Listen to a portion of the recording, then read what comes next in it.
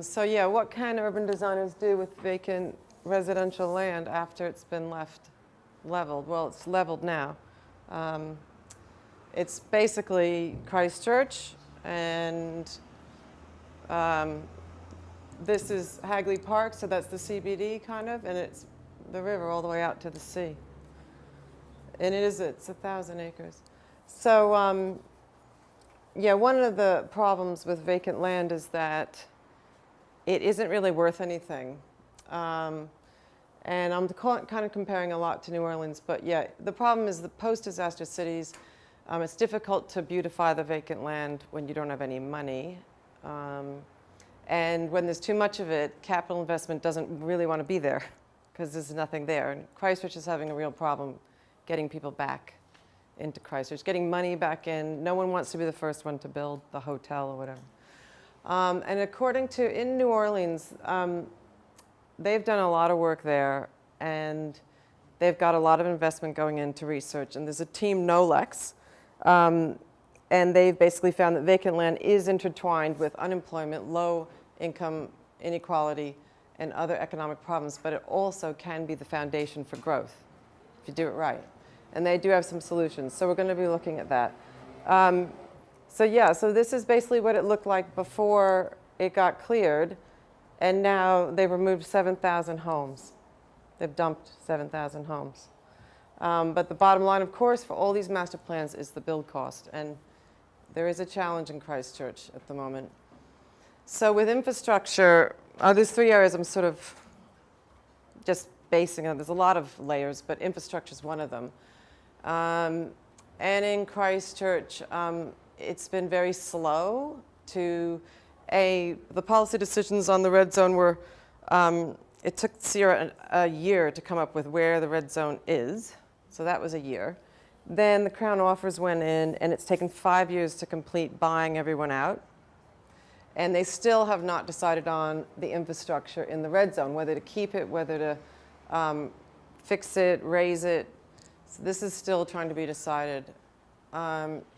So just for example, in New Orleans, the city master plan, they adopted it in 2010. That was 5 years after Katrina.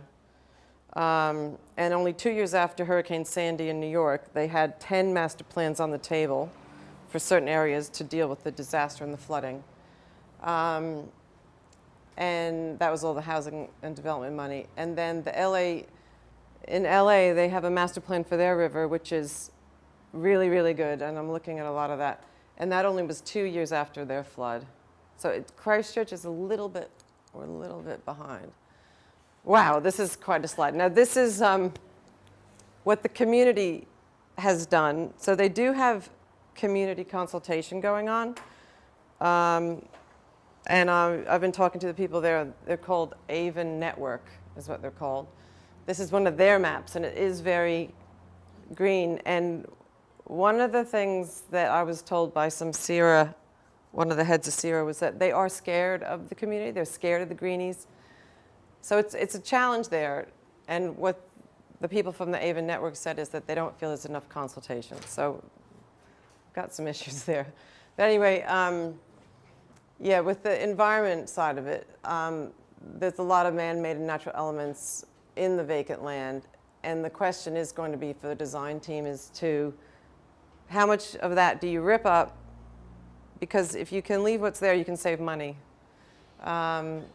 So that is going to be the difference between a successful master plan for Christchurch that's affordable, because if they make this thing where we're going to rip everything up, it will cost too much, and the master plan will not get off the ground. So how will Christchurch use methods of less intervention and make it more affordable? That's an interesting one. And then the community issue is,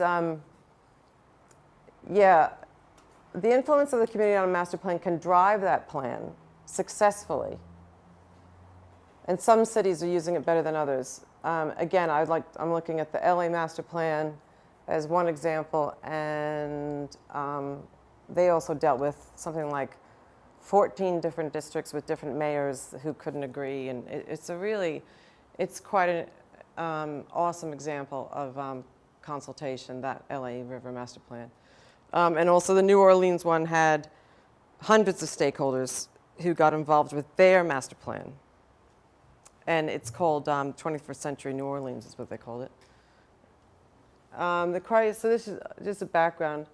The Christchurch and the Avon River Red Zone, the RRZ that I call it, it is a case study for a disaster-hit city. And finding an affordable and sustainable master plan of this 1,000 or 450 hectares, it's kind of, I just was reading something Michael sent, and Matthew sent, and it is a bit of a bureaucratic example, Christchurch. It's probably similar to New Orleans, but it's different. The vacant land stretches from the city to the sea, and it goes through 8 of the least affluent suburbs. I mean, this map is the red zone. It looks a lot like the flood map, too, that they have. And funnily enough, all the poorer communities tend to live in the least sought after land that tends to be the lowest, and that's what happened at Katrina with flooding. So, you know, it is a good thing that these people have been bought out, but what to do with this land now is another question, and there are communities living around it as well. So the Earthquake Recovery Act, it came up with the Crown offer. They bought 7,400 people out. It cost $1.5 billion to the government, which for some governments that wouldn't be a lot, but for New Zealand is a lot, and there's not a lot of money there. So recently, CERA has annexed a new body called Regenerate Christchurch, and it's going to be driven from the CCC, which is the Christchurch City Council. It'll be directed by City Council, but it's got, CERA also has given them 5 years of legislative powers so that they, kind of like CERA, they can do what they want for 5 years, and once that's over, it's done. The cleared red zone has been seeded with grass seed, and they have GPS 30,000 trees, which is pretty incredible. That was all CERA. And now they've actually handed that contract over to Linz.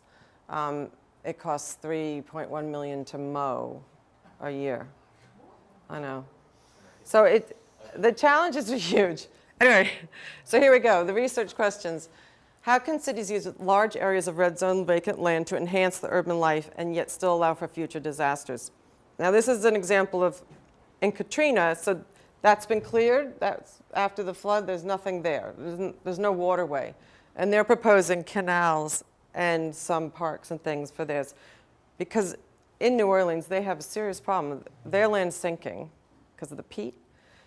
They really, and they'll get hit again by another storm, and they need this water to go somewhere. So a big part of theirs is canals. And then how will Christchurch develop an affordable and resilient master plan for the Avon River Red Zone?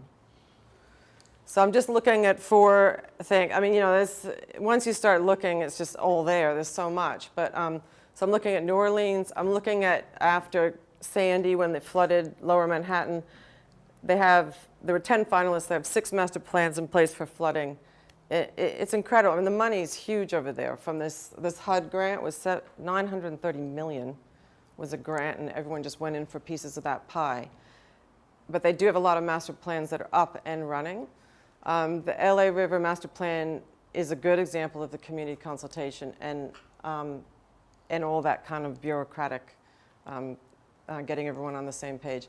And then there's a small one, the Mill River Collective in Stamford, Connecticut, is a small project of a river that was degraded, and they brought it back, and they've actually got it funding and working very well. So I'm looking at those 4. This is, believe it or not, this is actually a video. If you want to see it, it's just like flooding. It's pretty scary to think that it will continue. Places are just going to keep getting flooded, and we have to actually plan for this. This is where I get to with my methodology, but I'll just show you how much water they're dealing with on the streets. It's hard. It's very blurry. I'm sorry. It's what happens when you're in bed. But there is just so much water. You know, what can you do when this happens to your city? And then it disappears, and we say, oh, maybe we need to plan for this. Adaptive more. So there's good old Sandy. And then, so those other 2 cities, yeah, it's the LA River. that runs right through the sprawl of LA. It's a great project, that one, and the Stamford, Connecticut one. I kind of did this PowerPoint so that someone could just read it and get what I'm saying rather than present.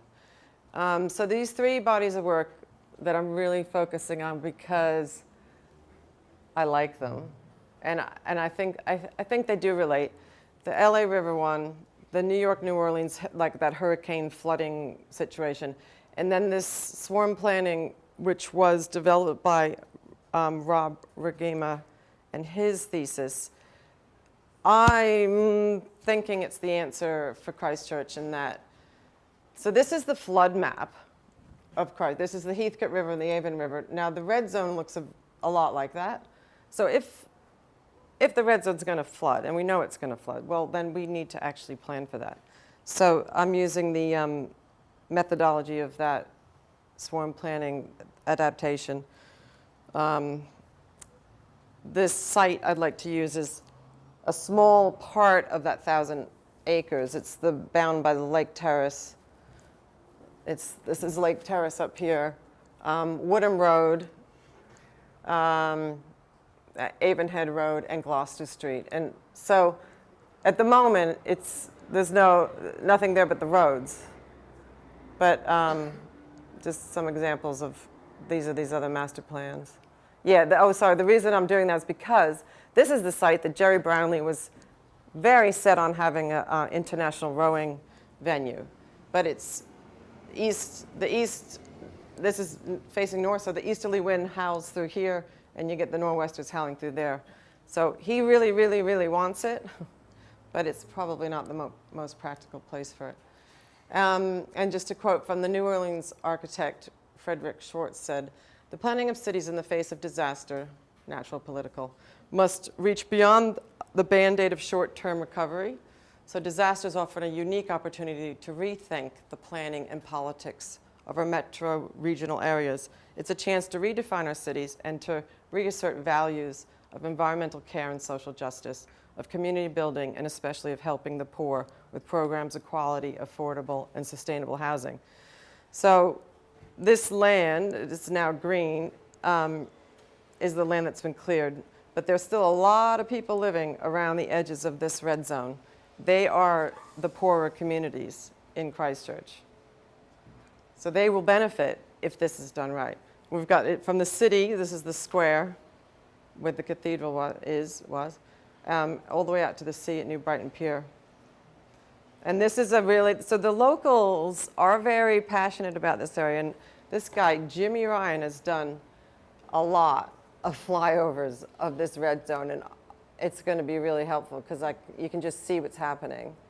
I'm just going to play it. Do I have time? Wrapping it up? Yeah, this is the end. And if there is a Coldplay song that goes with it, it's really good. I don't know. I don't think the sound's on this thing.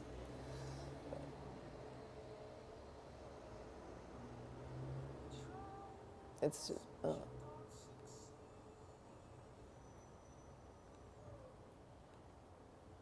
it's as loud as it goes.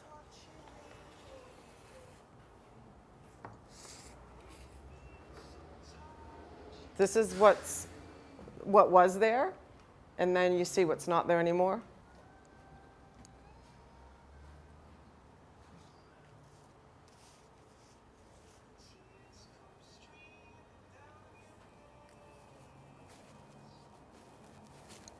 A lot of trees.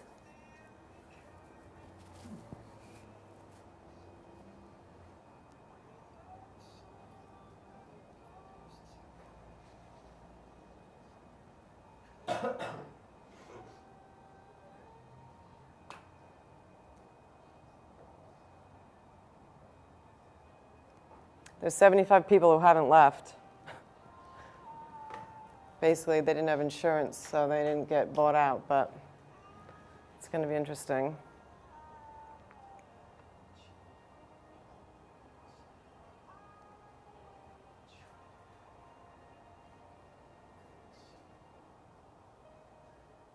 So they're trying to decide which roads to keep and which roads to get rid of, and they really, Yeah, there's a few things online that they have as suggestions, but nothing is set.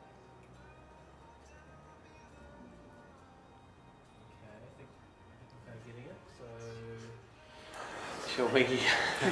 Is a subdivision in Spain before the day after the crisis. Yeah. Developer runs and everything gets left for 20 years as is. What was this, in the earthquake? No, the landscape, I have not seen those pictures before, but they remind me, I grew up in a small village and it was a subdivision that never came off. And it looked like that. We grew up there in this holiday village, and for 20 years that subdivision looked like that. The streets, the lamps, and nothing there. And we just, we were in the subdivision next door, and we used it was a hotel, an abandoned hotel, exactly the same than that. Yeah. 25 years later, now the houses are selling at. But it was never kind of damaged land, which I think it is. So this, my understanding, this is lower than the river now. Yeah. Yeah, and right to town.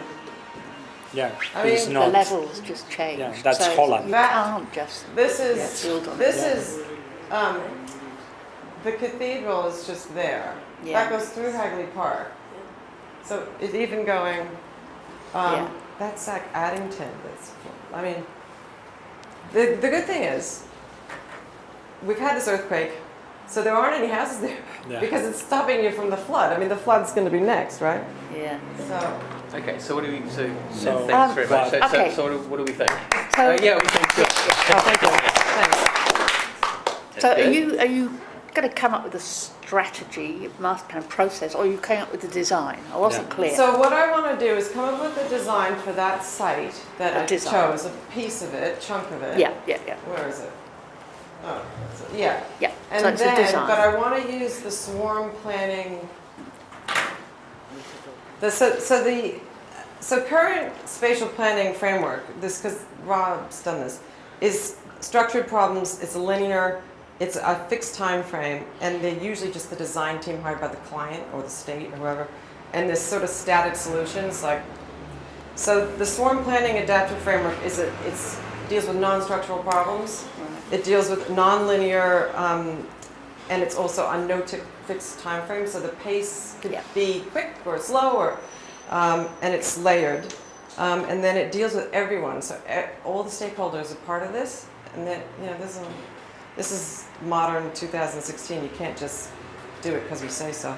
And it's self-organizing. So the self-organizing part of it, because it is complex, it makes it more adaptive. And it's what really. Does it work though? What's that? Does it work?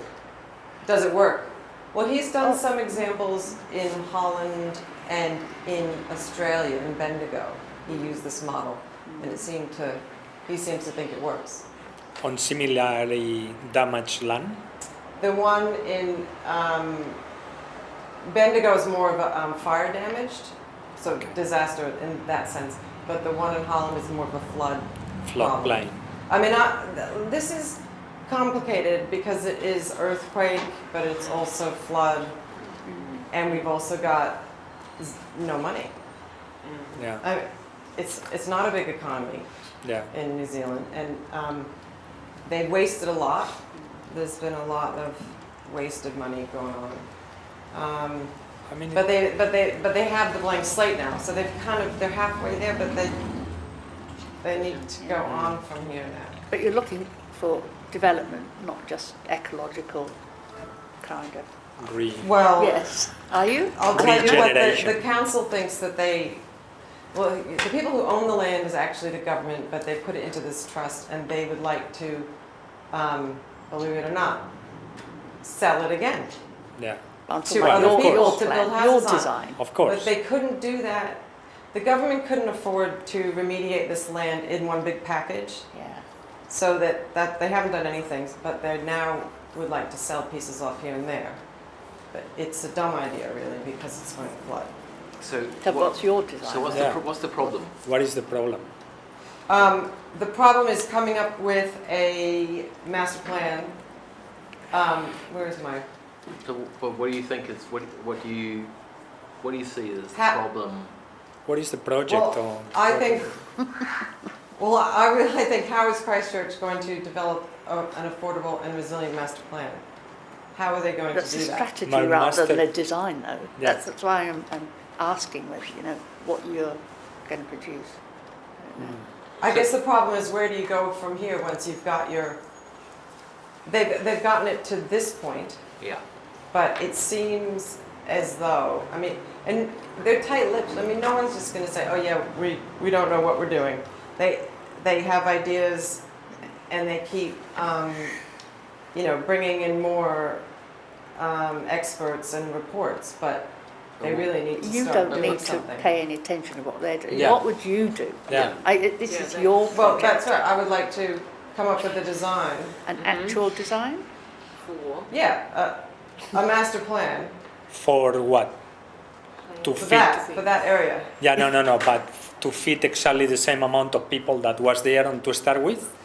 Or Well, I'll tell you, what's the problem? What do you see as the problem with this area? Yeah. other than no one that? wants to live there. Well, no one can live there. No one can live there. It's and- illegal now but- to live there. Well, then that's that's one question, because they're going to if they're going to sell land back to people to build houses on, they'll have to do another legislative change. Forget them. Yeah. But- You want to do. So what I'd like to do is come up with a master plan for this area that basically feeds the city and the people who live around there. Sorry, like Feeds. Feeds. look, that helps. Farmland. Yeah. Yeah, well, it's a Tell you one combination idea. of there should be some affordable housing on the Right. edges. Now we're Those getting people should have access to the river and the land and work. I think there should be everything should be happening there, so that you could live near there. A self-contained community? Yeah. I mean, thousands Self-built is housing. That's kind of Is- what I think the Greenies would like that. 1,000 Hey, acres. 1,000 acres. This That's an station in New Zealand. I know that. You Just compare put 2,000 cows. you could graze it. Make money. I And don't then know. when it Yes, floods, kind you of. just move the cows. It's Correct. not a big deal. So what is the What's the you need to problem? kind of Vision? Is it maintenance? No, I don't know maintenance is a problem. 3.5 million to mow. I can want that contract. That is ridiculous. You know. It's a good problem to have, But, but for Well- Christchurch, I mean, so is it the biggest park in the world? no. Is it the biggest new park in the world? Is that It's the problem? not a park. Urban park. No. Is it Not an a urban park? park? No. So No, is it's your It's vacant land. It's vacant. is your it's red project zone. finding the right